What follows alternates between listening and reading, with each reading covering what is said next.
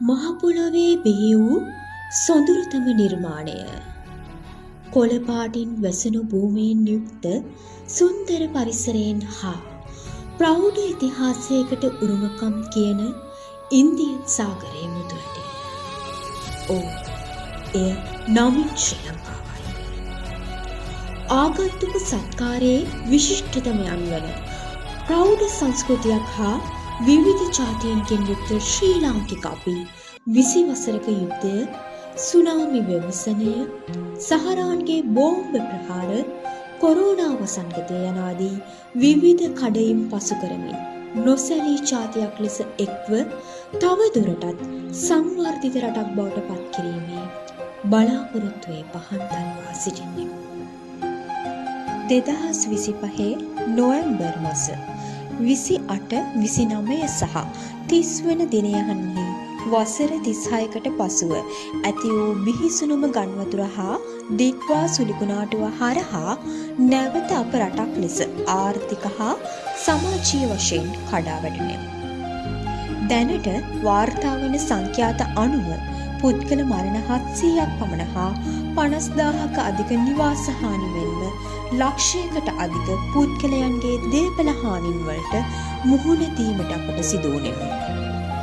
දවසින් දවස අඩියෙන් අඩිය යන මේ ගමනේ මෙවැනි විවසනයක් කියන්නෙම ඒක අපිට ටිකක් නෙමෙයි හුඟක් අමාරු තත්වයක්. හැබැයි මෙවැනි සිද්ධීන් වලට අප මුහුණ දුන් පළමු අවස්ථාව මේ නොවේ. ඒ නිසා 100 පාරක් වැටුණත් ඒ 100 පාරම නැගිටින්න අවශ්‍ය චිත්ත ශක්තිය අපේ මිනිස්සු ළඟ තියෙනවා.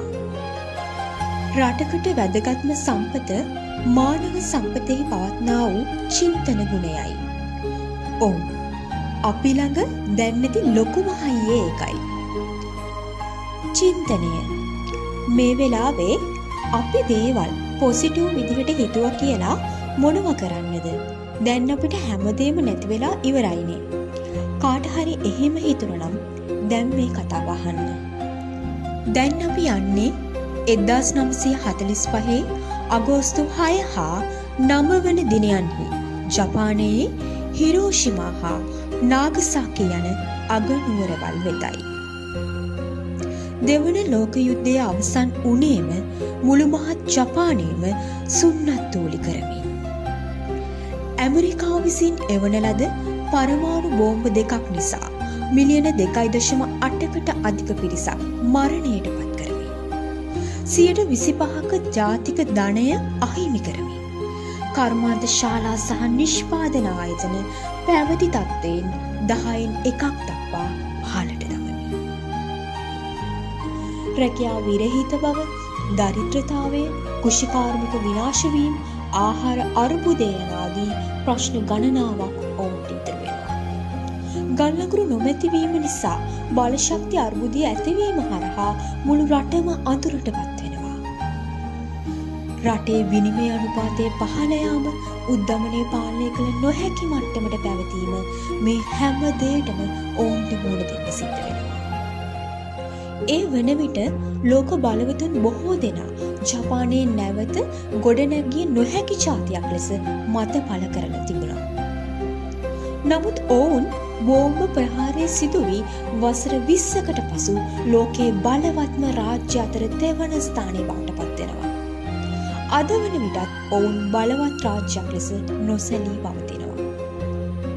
ඔවුන් තුළ වූ උගත් බුද්ධිමත් ජන ප්‍රජාව, නීතිකරුකභාවය, විනය, අනිකාට ගරු කිරීම, කාර්යක්ෂමතාවය, වේලාවට වැඩ කිරීම, පිරිසිදුකම, ශක්තිමත් බව, නිරෝගී ආහාර රටාව, ව්‍යවසායකත්වය යන රහස් ටික තමයි වසර 20කට කලින් බන්පොළ ජාතියක් ලෙස නම් දරපු ජපානය ලෝකයේ බලවත් වීමට මූලික පදනම ලෙස හේතු කාරණා වුණේ. ඉතින් මෙවැනි මොහොතක ඔබේත් මගේත් මුළු රටේම මිනිසුන් තුළ පවතින යලි නැගිටිය යුතුය යන චින්තන ශක්තිය මතු යම් දිනක ලංකා මාතාව ලෝකයේ බලවත්ම හා ධනවත් මෙන්ම ආශ්චර්යමත් රටක් වීමේ සුබ සිහිනය නිසැකයෙන්ම සැබෑ කිරීමට හේතුවක් වනු අනුමානය. සියල්ල අහිමි වුවද අපි අපිමය. යළිත් අපි නැගිටිය යුතුමය. මුලින් කැපූ ගස්වලත් මල් පිපෙන්නේ බෙහෙමය. දුබල හා සවිබල දෑත් එකිනෙක අල්ලාගෙන නැගී සිටින්නට වෙරදරන රටකට පතන්නෙමි සුබ. නැගිටිමු ශ්‍රී ලංකා